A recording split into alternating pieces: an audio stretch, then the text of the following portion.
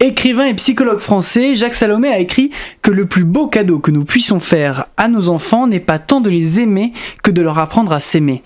Comprendre ses émotions quand on est enfant, c'est l'objectif que s'est fixé Anita et Sarah Berdugo avec leur livre Le jardin intérieur de Léa. Et aujourd'hui, dans le MAG, sur Sensation, nous recevons Anita Berdugo pour parler de son œuvre. Bonjour. Bonjour. Alors, Le jardin intérieur de Léa, c'est votre premier album pour enfants d'éveil émotionnel. Concrètement, le livre parle de quoi ? Alors, le livre parle des émotions pour un enfant. Il s'adresse aux enfants, mais en réalité, ça va souvent être un parent, un adulte, un professeur d'école, voire à l'hôpital un soignant qui va s'occuper de lire le livre à l'enfant pour l'aider et l'accompagner à reconnaître ses émotions, l'aider à reconnaître ce qui se passe en lui. En fait, les émotions, c'est un concept d'adulte. L'enfant, quand on lui dit « c'est quoi ton émotion ?» Bon, il va pas forcément, surtout quand il a 3-4 ans, dire « ah oui, alors non ». En fait, il va comprendre « qu'est-ce que tu ressens ? Est-ce que tu te sens bien ? Ou est-ce que tu te sens un petit peu contracté ? Est-ce que tu te sens heureux ? Est-ce que tu te sens triste ? Est-ce que tu es en colère ? Tu as des raisons d'être en colère ?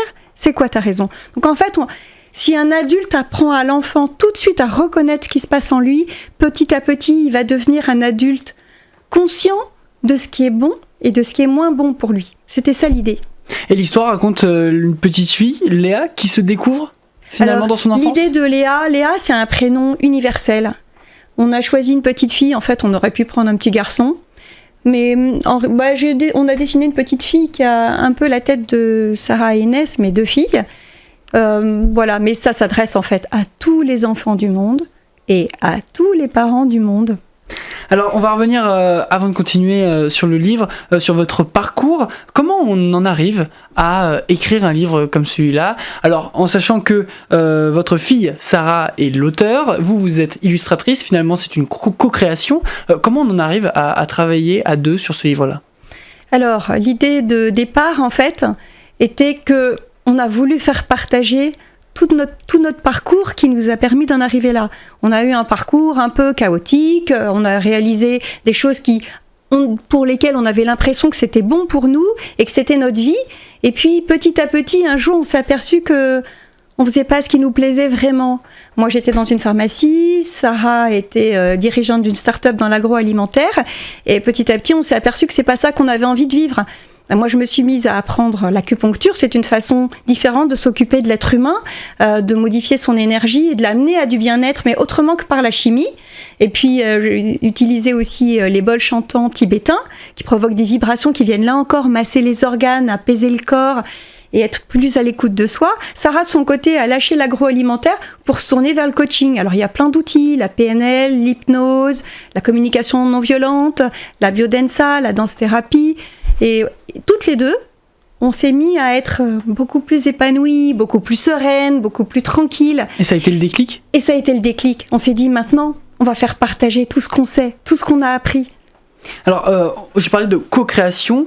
Pourquoi avoir travaillé à deux sur cet ouvrage ? Parce que c'est cette relation mère-fille ? Alors déjà, on s'entend très bien. Et puis maintenant, on est devenus adultes. Sarah va avoir 29 ans, moi je dis pas mon âge mais je suis la maman.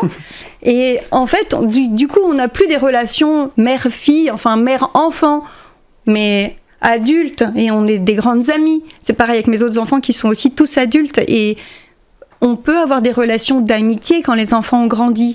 Et c'est un sujet qui nous tient à cœur. Et ça nous paraissait une évidence de faire ça. Moi, je me suis aussi lancée dans la peinture. Sarah écrit, parallèlement à son travail de coaching. Ça devenait une évidence, en fait, qu'on fasse ce travail-là à deux.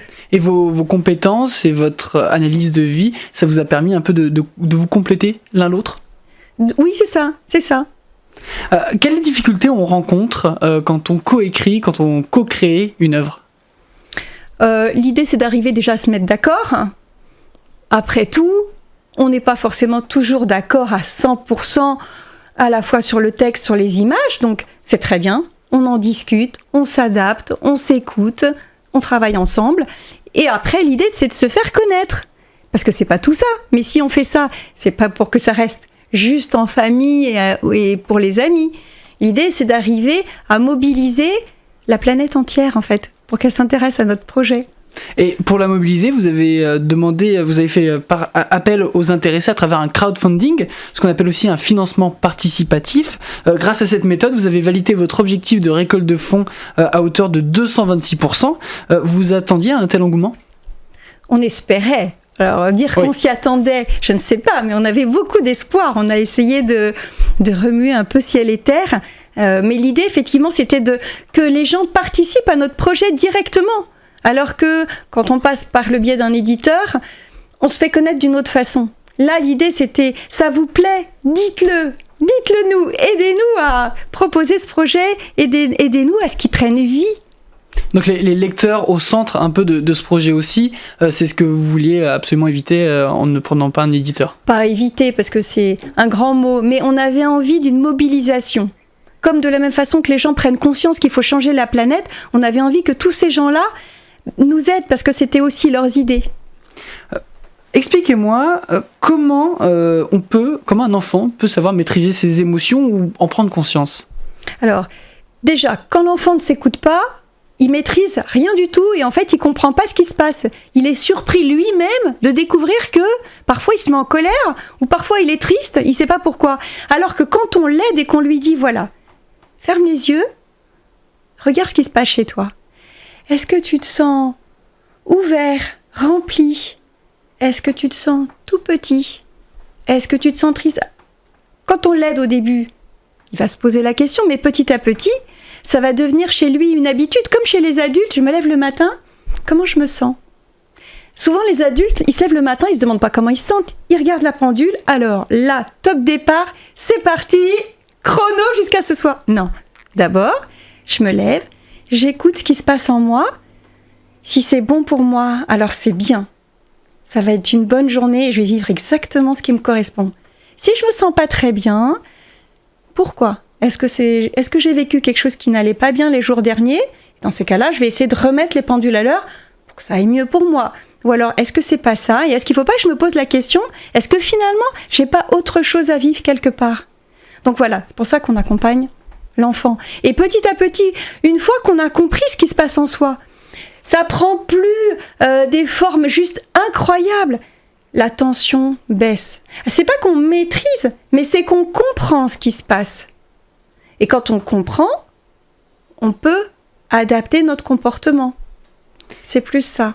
Et cette absence de compréhension, ça peut créer des problèmes pour plus tard, quand on est adolescent, quand on est encore un jeune adulte ? Plus tard, oui, parce qu'en réalité, on vit sa vie en survie. On fait des choses. On fait parfois plein de choses, parfois pas beaucoup de choses, mais on n'est pas dans sa vraie vie. On n'est pas vraiment qui on devrait être.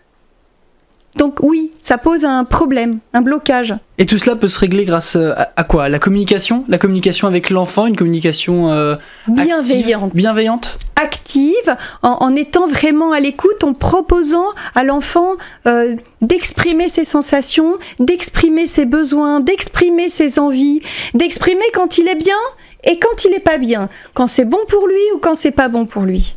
Alors c'est un outil, vous l'avez dit, pour l'enfant, mais aussi pour les parents ou les éducateurs. Exactement. Ou les personnes qui entourent l'enfant. Comment ça se fait qu'il y ait cette méconnaissance encore aujourd'hui de cette communication bienveillante ? Jusqu'à présent, c'était pas le système éducatif classique. L'éducation, c'était une éducation intellectuelle pour pouvoir avoir un travail, une vie sociale, être dans un moule, être un citoyen classique qui fait ce qu'il a à faire. Maintenant, il y a une prise de conscience qui fait que les gens, ils ont envie de vivre une vraie vie épanouie. Et donc, on est passé du faire à être, mais ça se fait petit à petit. Merci à Anita Berdugo d'être venue dans le MAG sur Radio Sensation. Je rappelle que vous êtes la co-créatrice du livre Le Jardin intérieur de Léa avec votre fille Sarah Berdugo. Et vous pouvez retrouver toutes les informations concernant le livre Le Jardin intérieur de Léa ainsi que le podcast audio et vidéo sur notre site et notre application Radio Sensation.